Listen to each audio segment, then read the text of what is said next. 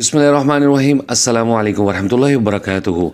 बहुत ही प्यारी अपॉर्चुनिटी लेकर मैं आपके सामने हाज़िर हुआ हूँ। हमारी माँ, बहन, बेटी जो भी कुरान को पढ़ना चाहती हैं, अगर आपने यस्सुर कुरान पढ़ना है या आपने कुरान को तजवीद के साथ पढ़ना है, हिफ्ज़ करना है, तो उसके लिए बहुत ही अच्छी अपॉर्चुनिटी है।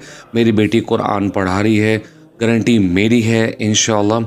जो भी मेरी बहन पढ़ना चाहती है तो वो कमेंट बॉक्स में मुझे कमेंट करें।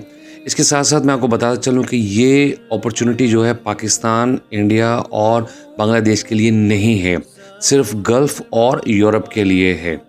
और इसके अलावा एक और बात बताता चलूँ, ये ना कहीं बाद में कि आपने बताया नहीं है, ऑनलाइन क्लासेस फ्री नहीं हैं, पेड हैं।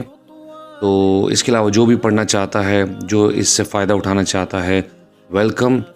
क्योंकि दुनिया में बेहतरीन लोग कौन हैं, जो कुरान सीखते हैं और सिखाते हैं। मैं उम्मीद करता हूँ कि इंशाअल्लाह आप लोग ज़रूर इससे फ़ायदा उठाएँगे।